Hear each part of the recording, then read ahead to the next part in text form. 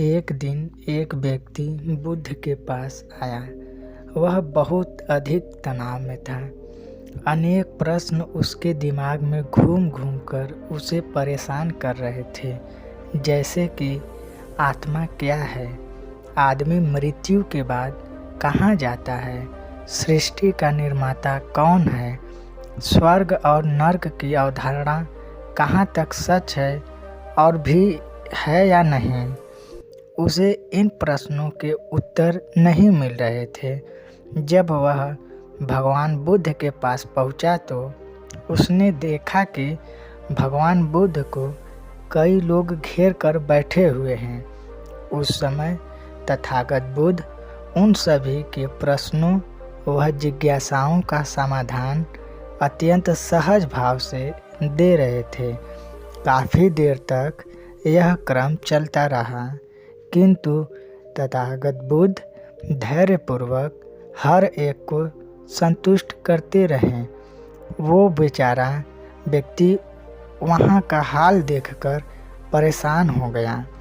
उसने सोचा कि उन्हें दुनियादारी के मामलों में पढ़ने से क्या लाभ है।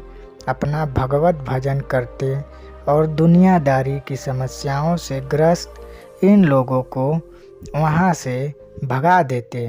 किंतु तथागत बुद्ध का व्यवहार देखकर तो ऐसा लग रहा था कि मानो इन लोगों का दुख उनका अपना दुख हो। आखिर उस व्यक्ति ने पूछ ही लिया कि महाराज, आपको इन सांसारिक बात से क्या लेना देना है।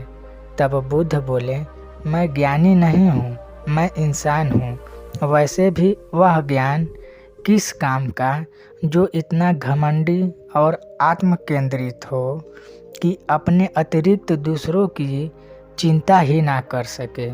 ऐसा ज्ञान तो अज्ञानी से भी बुरा है। तब बुद्ध की बातें सुनकर उस व्यक्ति की उलझन दूर हो गई। उस दिन से उसकी सोच व आचरण दोनों बदल गए।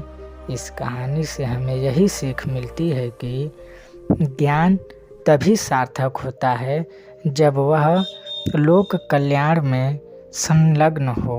बार भगवान बुद्ध से मलुक के पुत्र ने पूछा, भगवान, आपने आज तक यह नहीं बताया कि मृत्यु के उपरांत क्या होता है।